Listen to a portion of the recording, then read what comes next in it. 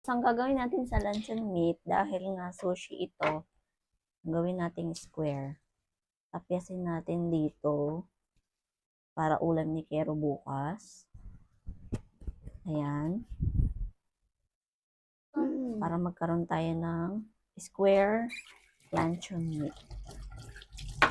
Ang lalaki naman ni. Itabi natin itong mga tinanggal nating side ng round na luncheon meat. Tapos, ikat lang natin siya ng ganito. Wow. Tapos, ganyan. Para maganda yung paglagay natin sa sushi mamaya. Pag niroll na natin. Dahil umuulan ngayon, hindi ako makakalabas ng bahay. Ang ginawa ko, hinako ko yung cellphone para makapag-vlog ako. Para may ambag ako sa vlog. Kunin natin yung dalawang itlog ng lolo nyo. Yan. Bilis lang to guys. At napakasarap. At healthy pa. Tapos, timplahan lang natin ng asin. Paminta. At gamitin natin ang natutulog nating egg beater. Set aside ang ating beaten eggs. At so, marami tayong crab sticks. Hindi kinalahati ko lang yung isang supot ng crab stick. Ayan. Nasa sa inyo kung gusto nyo siyang balatan. Kayo ba? Anong gusto nyo? May balat o wala? Maraming balat sa akin. Okay. Gusto daw nila ng may balat. Ikaw? May balat. May balat na lang din. So, pare-paras namin gusto may balat. Kayo, kung ayaw nyong may balat, syempre, balatan nyo. Tapos, biyakin natin sa gitna. Malamang may buto to.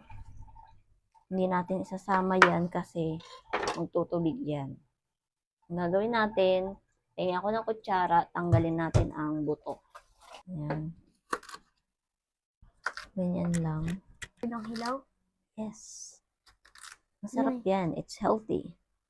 Tapos, dapat ito, thinly chop lang siya pa. Balatan natin yung ating mga crab sticks. Kasi ilulubog na natin siya sa mainit na tubig. Ayan. Tapos, gaya ng itlog, set aside lang muna natin.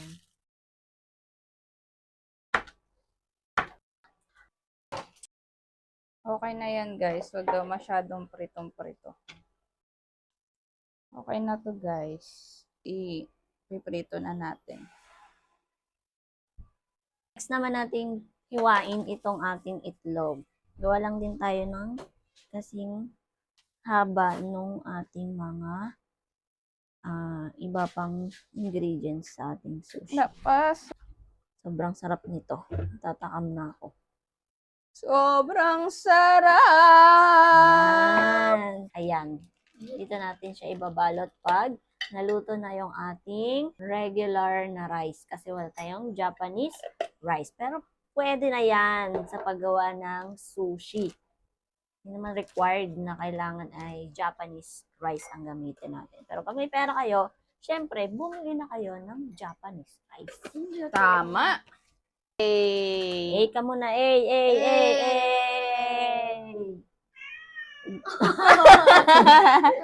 daw. Interviewin natin si Winter habang tayo ay nagsasaing. Halika dito. Halika. Ayaw! Oh. Halika, Winter. Huwag mong tatalsik yung mga balahibo mo, ha? Ha? Huwag mo tatalsik yung mga balahibo. Tingnan mo yung niluto ni Mami. Ano masasabi mo? Ayaw? Bakit? Pang tao. Okay. Ang galing, di ba? Nakikipag-communicate yung pusa namin. Pag sinabi niyang, ayaw! Ibig sabihin, ayaw! Yung sesame seeds. Dahil luto na yung ating rice, pwede na tayong magbalot ng ating sushi. Wala tayong pang-roll, pero mar-roll naman natin to. Pag nagbalot para tayo ng sushi, make sure na yung magaspang, yun yung lalagyan natin ng kanin para kumapit siya. At yung makinis, yun naman yung panglabas. Next, kuha tayo ng portion ng kanin. Latin lang natin na ganyan. Saka natin ilagay yung ating spam. Sunod nating lagyan ng carrots, cucumber, yung ating crab stick.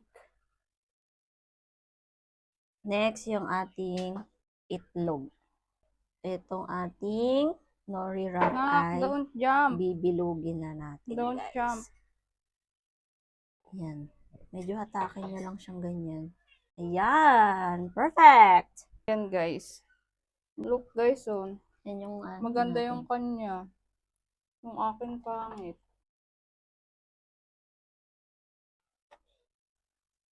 Tignan nyo naman yan, guys. Tignan nyo naman yan, guys. Sobrang sarap niyan, guys. Wow!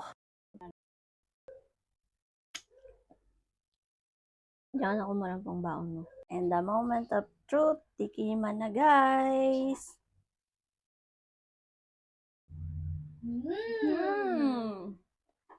So yummy, so Sarap! good, delicious.